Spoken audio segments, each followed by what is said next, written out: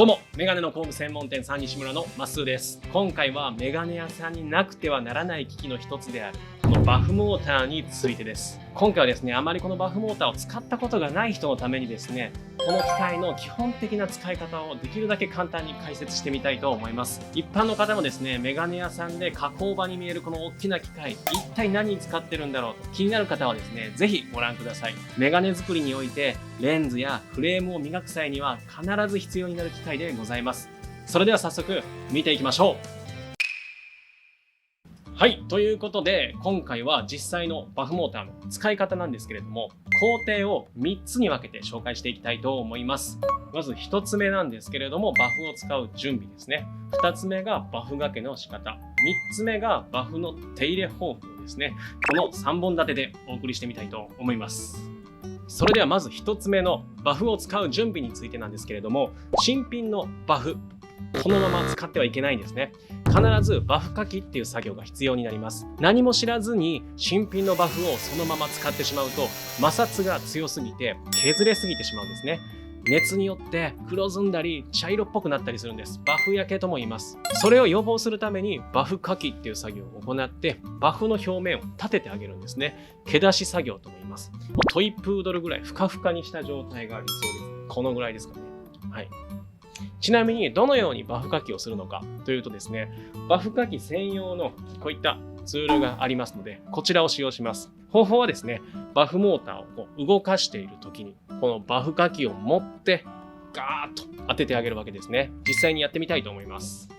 はい、では実際にやってみます。ジョン。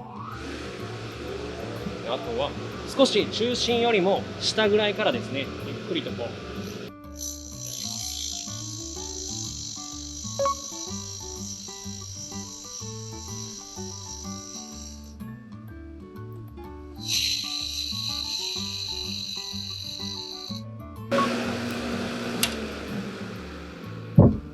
こんな感じですね。しっかりと持っていないとですね、とても危険ですので、両手でしっかりと持って下の方から当てましょう。するとですね、こんな感じで毛がたくさん出てきます。これをですね、ハサミでカットしてあげるわけですね。このようにはみ出た毛をカットしてあげるわけです。トリマーになった気分ですね。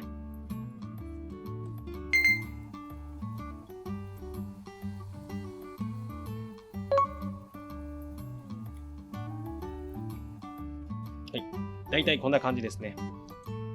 はい、これでバフ掛けを行う準備が整いました。ふかふかです。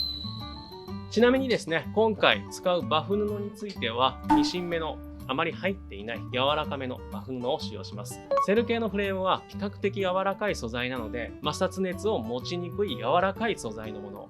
必要以上に素材が削れてしまう心配がありません。セルフレームにはセル用と書かれたバフ布を使うのがおすすめですね。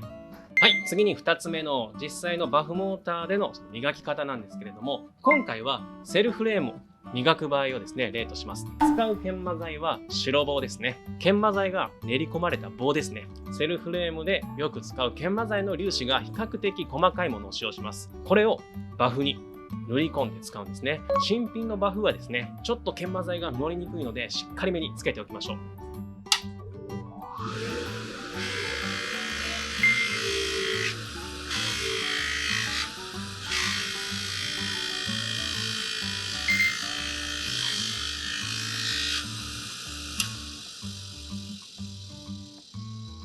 この研磨剤にもですね、種類がいろいろとあるんですが、使う研磨剤についてはフレームの状態とかどこまでの仕上がりを求めるかなどに応じて様々なんですね。一つだけで終わる場合もあれば、粗いものから細かいものまで段階的に使っていく場合もあります。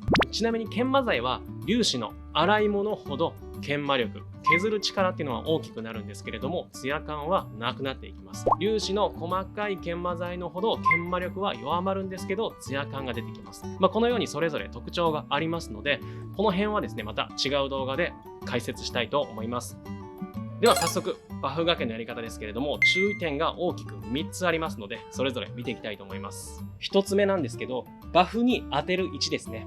中心よりもちょっと下ぐらいから当ててもらうのが安定してバフをかけることができます。このぐらいの位置ですね。そしてあまり強く当てすぎないことが大切です。強く当てすぎるとその部分一部だけがですね一気に削れてしまいます。そして3つ目、同じ箇所に集中して当てないことが大切です。熱によって焼けを起こしてしまいます。動かしながら全体的に研磨していくのが大切ですね。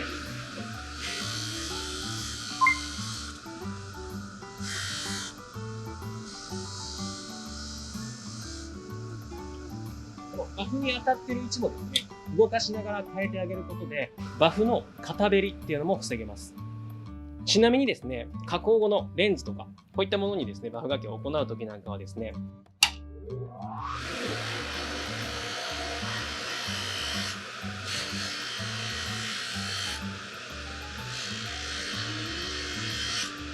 軽く左右に振りながらバフを当てるのがおすすめです。まっすぐにこうグッと当てすぎると、レンズの表面のコートまでバフがぐーっと沈み込んで当たってしまうんですね。またバフが同じ位置だけへこんでいってしまいます。なので片べりしている状態になってしまうんですね。片べりしないようにするためにもですね、できるだけこう左右に振りながらやってもらうのがおすすめです。また使うバフ布については、こういう柔らかいものを使うと沈み込みやすいので、ミシン目が全体に入ったこういう硬いものを使ってもらう方がですね、沈み込みにくくやりやすい場合もございます。このあたりは好みになってきますね。はい。では最後にですね、3つ目のバフのメンテナンス方法なんですけれども、このバフがけを行うとですね、研磨剤や削りカスが固まってバフ表面についた状態になります。研磨剤がついたまま放っておくと固まってしまって、次使う時に素材を傷めつけてしまう可能性があるんですね。綺麗な仕上げの邪魔になってしまいますので、定期的なお手入れっていうのが必要になります。手入れの方法っていうのは実はすごく簡単で、最初の準備の工程で行ったバフかきですね。これをするだけです。これを定期的に行うことによって固まってしまった研磨剤や削りカスっていうのを取り除くことができますし、いつでもふかふかの状態でバフモーターを使うことができるようになります。バフ布の定期的な点検っていうのは仕上がりにとても影響しますので、できるだけ定期的に行うようにお願いします。はい。以上、今回はですね、基本的なバフモーターの使い方についてできるだけ簡単に解説させていただきました。普段から使っている方からするとかなり普通の情報だったかもしれませんが、あまり使い慣れてない方はですね、少しでも参考になっていれば幸いです。ということで、今後もこういったメガネに関わる情報をたくさん発信していきたいと思っておりますので、よろしければチャンネル登録お願いいたします。ということで、最後までご視聴いただきありがとうございました。また見てね。